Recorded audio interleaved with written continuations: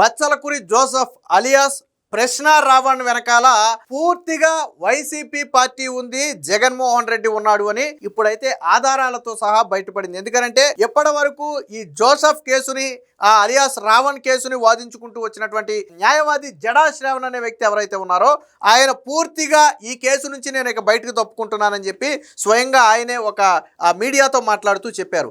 ఎందుకు తప్పుకుంటున్నాడో కూడా ఆయన చెప్పాడు. వాస్తవానికి మొదటి నుంచి కూడా రావణ్ కేసులు నేను వాదిస్తూ ఉంటే మధ్యలో ఈ రావణ్ టీం నుంచి ఒక మహిళ జగన్మోహన్ రెడ్డితో కాంటాక్ట్లోకి వెళ్ళడం, ఆ తర్వాత జగన్మోహన్ రెడ్డి నేను లీగల్ సహాయం చేస్తానని హామీ ఇవ్వటం, ఆ తరువాత న్యాయవాది పొన్నవోలు సుధాకర్ రెడ్డి రంగంలోకి దిగటంతో నేను కొద్దిగా అంటే నేను కేసు వాదిస్తున్నప్పుడు కనీసం నాకు సమాచారం ఇవ్వకుండా ఎదుటి వ్యక్తి దగ్గరికి వెళ్ళిపోయి న్యాయ సహాయం కావాలని అడగటం, వాళ్ళ న్యాయ సహాయం తీసుకోవడానికి సిద్ధపడటంతో నేను ఎందుకని తప్పుకున్నానని చెప్పి ఆయన చెప్పాడు. సో ఇప్పుడు పొన్నవోలు సుధాకర్ రెడ్డి రంగంలోకి ఎలా దిగాడు అంటే జగన్మోహన్ రెడ్డి ఆదేశిస్తే దిగాడు.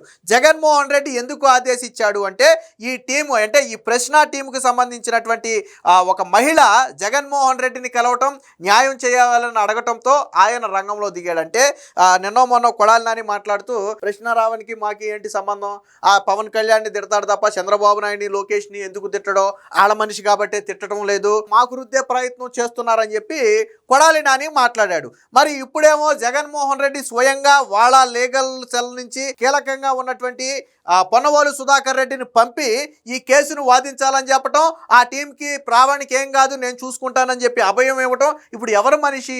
చంద్రబాబు నాయుడు లీగల్ సహాయం ఇచ్చాడా, జగన్మోహన్ రెడ్డి లీగల్ సహాయం ఇచ్చాడా? ఎవరు లీగల్ సహాయం ఇచ్చారు? ఎవరు వెనకేసుకుని వస్తున్నారు అంటే ప్రశ్న రావణ్ వెనక జగన్మోహన్ రెడ్డి ఉన్నాడు.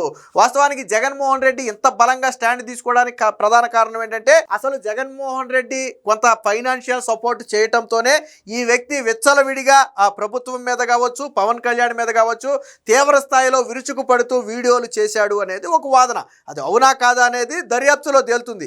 జగన్మోహన్ రెడ్డికి ఏ వైసీపీ నేతలతో సంబంధం ఉంది, ఏ నేతల దగ్గర నుంచి ఆ రావణ్కి ప్రతి నెల అకౌంట్లో డబ్బులు పడుతున్నాయి, ప్రకాష్ రాజ్కి రావణ్కి ఉన్న సంబంధం ఏంటి, ఇవన్నీ కూడా దర్యాప్తులో బయటకు వస్తాయి.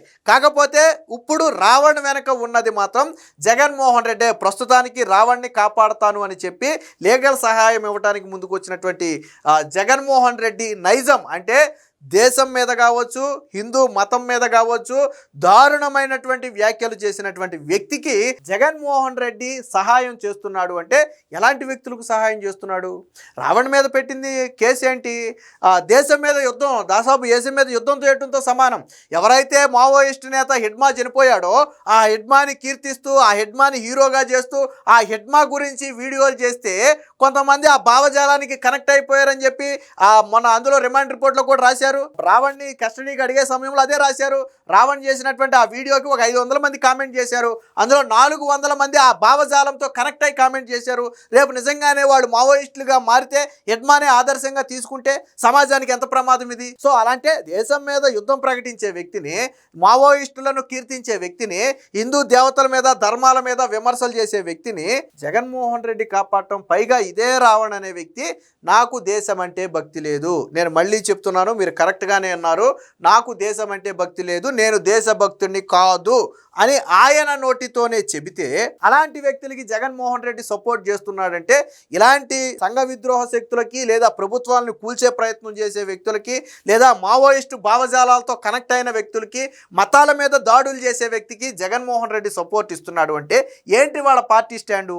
మొన్న అడిగాడు ఎవరు, మన జర్నలిస్టు సాయి జగన్మోహన్ రెడ్డికి అనుకూలంగానే మాట్లాడతాడు. జర్నలిస్టు సాయికి కూడా పాపం ఆగ్రహం వచ్చింది. అరే హిందూ దేవతల మీద, దేశం మీద తీవ్ర విమర్శలు చేసినటువంటి వ్యక్తిని వైసీపీ పార్టీ వెనకేసుకొస్తుందంటే మీరు ప్రజలకు ఏం చెప్పాలనుకుంటున్నారు? మీ పార్టీ సిద్ధాంతం అదే అని చెప్పాలనుకుంటున్నారా? మీ పార్టీలో ఉన్న వాళ్ళందరూ కూడా దేశం మీద లేకపోతే హిందూ మతాల మీద విమర్శలు చేయండి అని చెప్పాలనుకుంటున్నారా?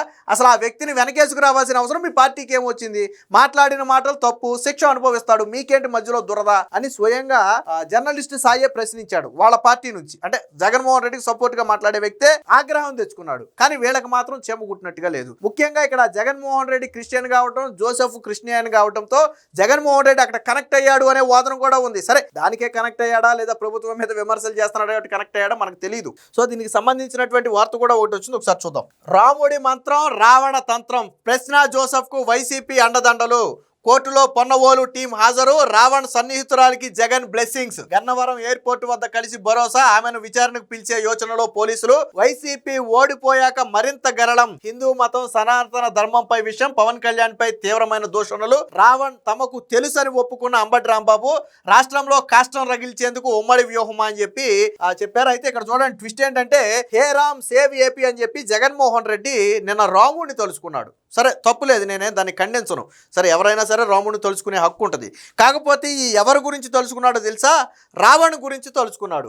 అంటే రాముడి మీద, సీతమ్మ మీద, రామాయణం మీద, మహాభారతం మీద చాలా దారుణమైన వ్యాఖ్యలు చేసి, రాముడిని ఇంట్లో నుంచి తరిమేసిన వాడిగా వ్యాఖ్యలు చేసి, ఆ సీతమ్మని రకరకాల మాటలతో రకరకాల వ్యక్తులతో పోల్చి అవమానించిన వ్యక్తినికి హే రామ్ అని చెప్పి జగన్మోహన్ రెడ్డి పేరు వాడాడు. అంటే నువ్వు వాడిన ఆ రాముడే కదా ఈ వ్యక్తి దూషించింది. నువ్వు వాడిన హే రామ్ లో ఆ రాముడే కదా, హే రామ్ అంటే రాముడే కదా, ఆ రాముడే కదా ఈ వ్యక్తి దూషించింది.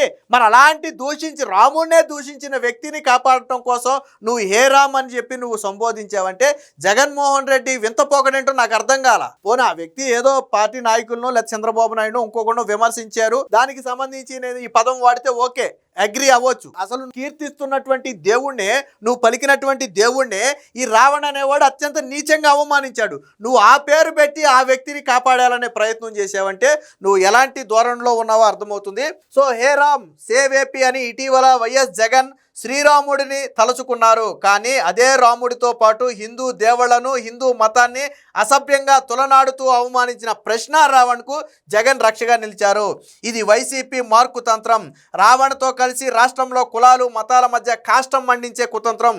బచ్చలకూరి జోసెఫ్ ప్రశ్న అనే యూట్యూబ్ ఛానల్ నడుపుతూ ప్రశ్న రావణ్గా మారిన సంగతి తెలిసిందే.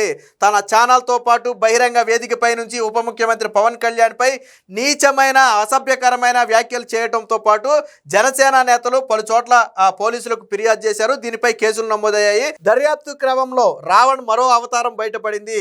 అదే హిందూ ద్వేషం. తన యూట్యూబ్ ఛానల్లో హిందూ మతాలను, దేవుళ్లను దారుణంగా కించపరిచిన వీడియోలు పుంకాలుగా ఉన్నాయి. ఇప్పుడు ఈ వీడియోలన్నీ కూడా సామాజిక మాధ్యమాల్లో వైరల్ అవుతున్నాయి. అక్కడితో ఆగలేదు.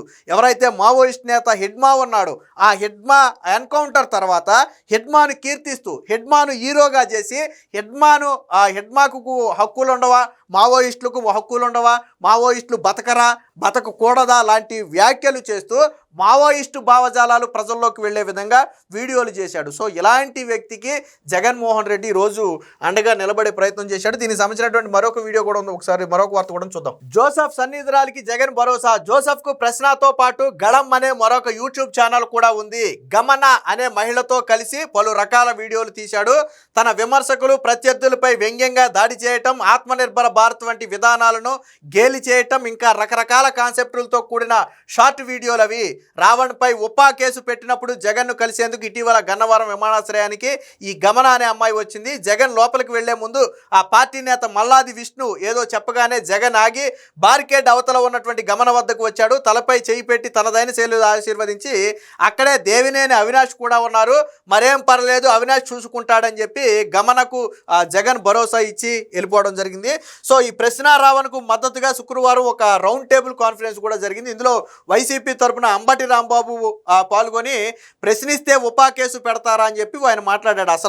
అసలు దేని గురించి రౌండ్ టేబుల్ సమావేశం పెట్టారో నాకు అర్థం కాల. రౌండ్ టేబుల్ సమావేశం అంటే ఆ వ్యక్తి నిజంగానే ప్రభుత్వాన్ని ప్రశ్నిస్తే పెడితేనో, లేదా ఆ వ్యక్తిని వ్యక్తిగతంగా టార్గెట్ చేస్తే పెడితేనో, లేదా ప్రభుత్వం అధికార దుర్వినియోగానికి పాల్పడితేనో మీరు ఒక రౌండ్ టేబుల్ సమావేశం పెట్టి 10 మంది మద్దతు కోరటమో లేదా 10 మంది అభిప్రాయాలు కోరటమో జరిగితే బాగుండేది. కానీ ఆ వ్యక్తి చేసినటువంటి వ్యాఖ్యల గురించి ఆ రౌండ్ టేబుల్ సమావేశంలో ఎవరో మాట్లాడాల. హిందూ దేవతల మీద చేసిన వ్యాఖ్యలు కావచ్చు, లేదా దేశం మీద చేసిన వ్యాఖ్యలు కావచ్చు, పవన్ కళ్యాణ్ మీద చేసిన వ్యాఖ్యలు కావచ్చు, లేదా ఇంకొక వ్యక్తి మీద చేసినటువంటి వ్యాఖ్యలు కావచ్చు, హెడ్మా మీద చేసినటువంటి వ్యాఖ్యలు కావచ్చు, వేటి గురించి కూడా మాట్లాడాల నిన్న. మరి దేని గురించి పెట్టారు రౌండ్ టేబుల్ సమావేశం నాకు అర్థం కాల. ఏ కాన్సెప్ట్తో పెట్టారు? జరిగింది ఏంటి? రావణ్ మీద పెట్టినటువంటి సెక్షన్లు ఏంటి, వాళ్ళు పెట్టినటువంటి ఆధారాలు ఏంటి? రావణ్ మీద ఆధారాలు లేకుండా కేసులు పెట్టుంటే మీరు అడగొచ్చు, మీరు ఏ ఆధారంతో కేసు పెట్టారు, ఆ వ్యక్తిని మీరు హింసిస్తున్నారు, ఇది తప్పు అని చెప్పొచ్చు. అరే రావణ్ ఏం మాట్లాడాడో ఓపెన్గా సామాజిక మాధ్యమాల్లో వీడియోలు వైరల్ అవుతున్నాయి. ఎవరికి సామాజిక మాధ్యమాలు లేవా, మీ ఎవరికి ఫోన్ లేవా, ఆ ఫోన్లో ఆ వీడియోలు కనపడలేదా? మరి అలాంటి వ్యక్తి కోసం మీరు రౌండ్ టేబుల్ సమావేశం ఏర్పాటు చేశారంటే మీ ఉద్దేశం ఏంటి? రేపొద్దున దేశం మీద ధర్మం మీద యుద్ధం చేసేవారిని లేదా మావోయిస్టులకు అండగా నిలబడే వారిని మీరు ప్రోత్సహిస్తూ రౌండ్ టేబుల్ సమావేశాలు పెట్టి వాళ్ళకి అండగా నిలబడతారా? మీరు చెప్పాలనుకున్న మెసేజ్ ఇదేనా? దేశం ఎంతోమంది అరెస్టులు అయ్యారు, ఎంతోమంది జైలుకి వెళ్ళారు, ఎవరి గురించి రౌండ్ టేబుల్ సమావేశం పెట్టడం? మీరు ఈరోజు రావణ్ అనే వ్యక్తి గురించి రౌండ్ టేబుల్ సమావేశం పెట్టడం అంటే ఎంతవరకు కరెక్ట్? ఇది దీంట్లో వైసీపీ నేతలు పాల్గొన్నారంటేనే అర్థమవుతుంది ఈ రౌండ్ టేబుల్ సమావేశంలో ఎవరున్నారు, దీన్ని ఎవరు నడిపిస్తున్నారు అనేది. ఏదేమైనా మొత్తంగా రావణ్ వెనక జగన్మోహన్ రెడ్డి ఉన్నాడు అనేది ఓపెన్ సీక్రెట్. పూర్తిగా జగన్మోహన్ రెడ్డి రావణ్ బాధ్యతను తీసుకున్నాడు. రావణ్కి భవిష్యత్తులో లీగల్ సహాయంతో పాటు అన్ని సహాయాలు నేను చేస్తానని చెప్పి అదే టీంకి చెందినటువంటి గమన అనే ఒక అమ్మాయి హామీ ఇవ్వటమే దానికి నిదర్శనం.